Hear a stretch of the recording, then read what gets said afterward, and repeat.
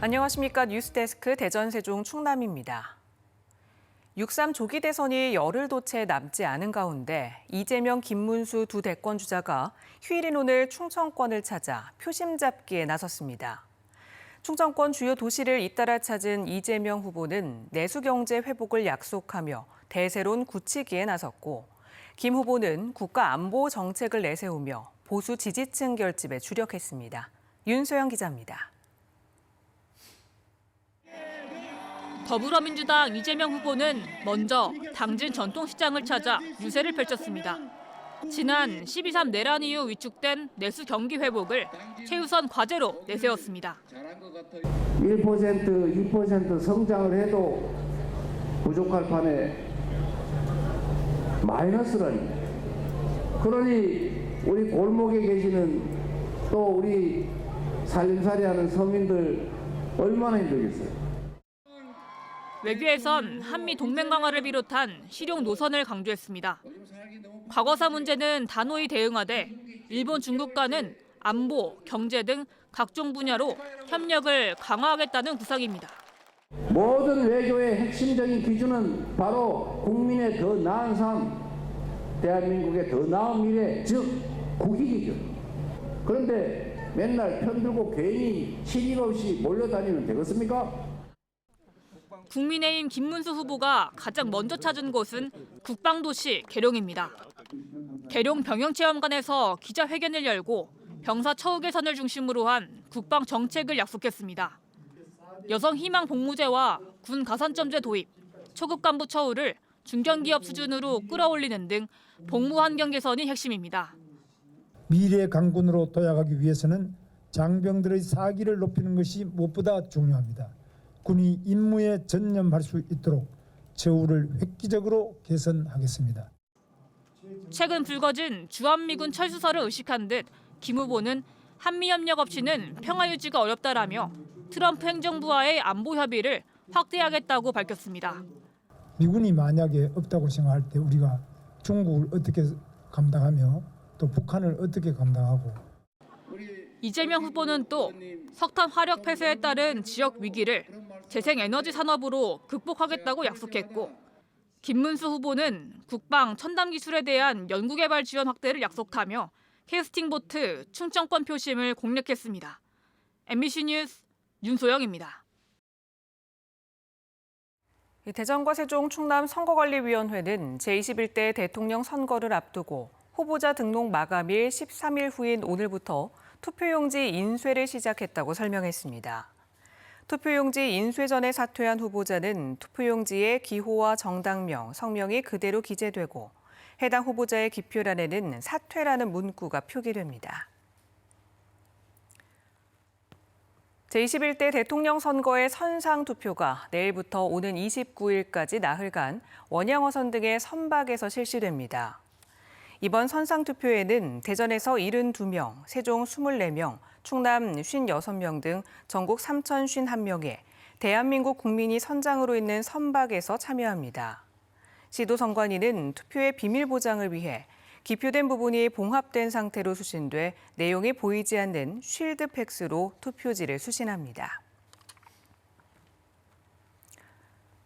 자폐 아동과 부모의 소통을 돕는 AI 기술을 국내 연구진이 개발했습니다. 부모들은 AI 덕분에 아이와 처음으로 마음속 진짜 대화를 나눠 큰 감동을 받았는데요. AI가 자폐증 개선에도 도움을 줄지 기대를 모읍니다. 김광현 기자가 보도합니다. 자폐 스펙트럼 장애가 있는 아이와 어머니가 태블릿 PC를 활용해 대화를 나눕니다. 인공지능이 두 사람의 대화를 분석해 관련된 내용의 그림 카드를 제시하고 어머니의 질문에 맞춰 아이가 카드를 누르면서 대화가 이루어지는 방식입니다.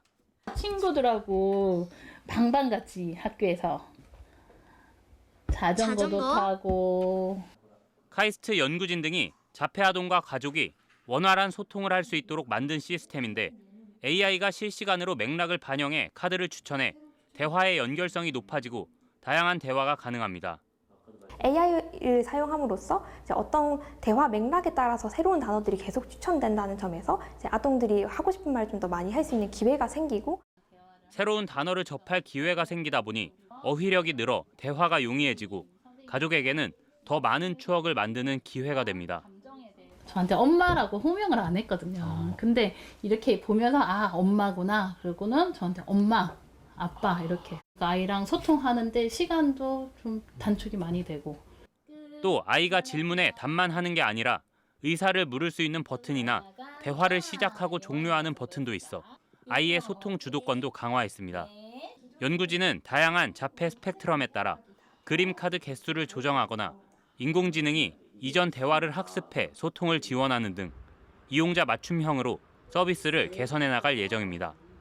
MBC 뉴스 김광현입니다.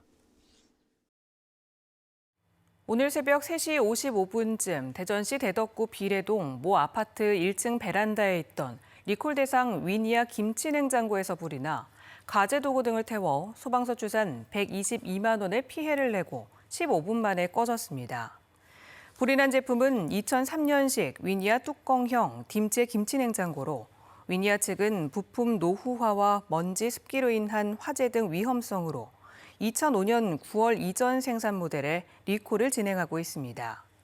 경찰과 소방당국은 오래된 김치냉장고의 리콜 대상 여부를 확인해 줄 것을 당부했습니다. 오늘 오전 7시 35분쯤 태안군 근흥면 가이도 동쪽 1km 해상에서 카약을 운행하던 중 바다에 빠진 30대 익수자 한 명이 구조됐습니다. 이 남성은 카약을 운항 중 미상의 물체에 부딪혀 카약이 침수되면서 해상에 빠졌고 주변에 있던 동료 카약 활동자가 신고해 태안해경이 20여 분 만에 구조했습니다. 해경은 구조된 30대는 다행히 구명조끼를 입고 있어 생명에 지장이 없었으며 해상 레저 활동 시 반드시 안전장비를 착용하고 주변 해역 상태를 확인해야 한다고 강조했습니다. 프로야구 한화이글스가 연장까지 가는 접전 끝에 롯데 자이언츠를 잡고 2위를 탈환했습니다. 한화는 오늘 한화생명 볼파크에서 열린 롯데와의 주말 3연전 마지막 경기에서 7대7로 맞선 10회 말 문현빈이 밀어내기로 결승점을 추가하며 롯데를 꺾고 2위 자리에 다시 올랐습니다. 한화는 21경기 연속 홈경기 매진 기록을 세우며 홈팬들의 뜨거운 응원 열기를 이어가고 있습니다. 프로축구 대전 하나시티즌이 어제 대전 월드컵 경기장에서 열린 홈경기에서 최하위 대구를 꺾고 하루 만에 1위 자리를 되찾았습니다. 대전은 전반 22분 마사가 얻어낸 페널티킥을 주민규가 시즌 9호 골로 성공시켰고 후반 11분 최건주의 결승골로 대구에 2대1로 이겼습니다. 4경기 만에 승점 3점을 획득한 대전은 전날 전북에 내줬던 선두 자리를 탈환했습니다.